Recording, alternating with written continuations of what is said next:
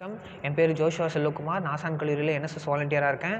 நான் வந்து பிசிஏ படிக்கிறேன். நான் பேச போகிறது வந்து எதை பற்றினா, நம்ம நாட்டோட ஒரு கொடிய வியாதியை பற்றி, அதாவது ஏழ்மை, பாவர்ட்டியை பற்றி. நம்ம நாட்டில் 27.6 கோடிக்கு மேலான மக்கள் வறுமை கோட்டிற்கு கீழே வாழ்ந்துட்டு வராங்க.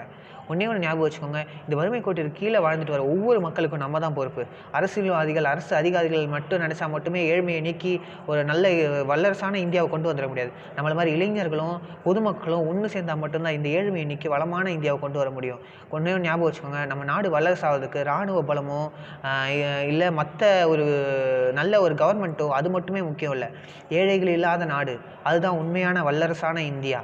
இந்த ஏழ்மையை ஒழிக்க நம்ம என்ன பண்ணணும்னா, மாணவர்களா, பொதுமக்களா, நம்மளோட கல்வி, நம்ம கல்வி நமக்கு கிடைச்ச மிகப்பெரிய ஆயுதம். நம்ம கல்வியை நம்ம சுயநலத்துக்காகவும் நம்ம பணம் சம்பாதிக்காக மட்டும் பயன்படுத்தாமல், இந்த கல்வியை பயன்படுத்தி பல ஏழை குழந்தைகளுக்கும், பல ஏழை கல்வி அறிவு இல்லாத மக்களுக்கும் கல்வி போதிக்கிறதுக்கும், நம்ம சம்பாதிக்கிற பணத்தில் ஒரு பங்கை மற்ற ஏழை குழந்தைங்களுக்கு, மற்ற ஏழை மாணவர்களுக்கு செலவு பண்ணவும், நம்மளை மாதிரி அவங்களும் கல்வி கற்று அவங்களும் நாளைக்கு சாதிக்க உதவி பண்ணுறதுக்கு நம்மளோட கல்வியை நம்ம பயன்படுத்தணும்.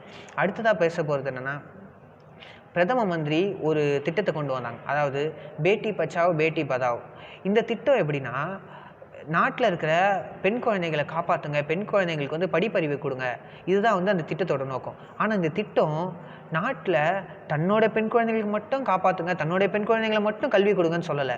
இந்த திட்டம் இந்தியாவில் உள்ள ஒவ்வொரு பெண் குழந்தைகளுக்கும் பொருந்தும். அந்த பெண் குழந்தைகளுக்கு அப்பா அம்மா இருந்தாலும் சரி, இல்லைனாலும் சரி, அந்த பெண் குழந்தைகள் அனாதையாக இருந்தாலும் சரி, இந்த அனாதை பெண் குழந்தைகளுக்கு இந்த திட்டம் போய் சேரணும். நம்மள மாதிரி பொதுமக்களும் மாணவர்களும் ஒன்று சேர்ந்தால் மட்டும்தான் முடியும். கடைசியாக ஒன்று சொல்லிக்கிறேன், ஞாபகம் வச்சுக்கோங்க, ஒரு பிரதம மந்திரியால் மட்டும் இந்த நாட்டை மாற்றிட முடியாது. நம்மள மாதிரி பொதுமக்களும் மாணவர்களும் ஒன்று சேர்ந்தால் மட்டும் தான் நாட்டை மாற்ற முடியும். ஜெய்ஹிந்த். நன்றி.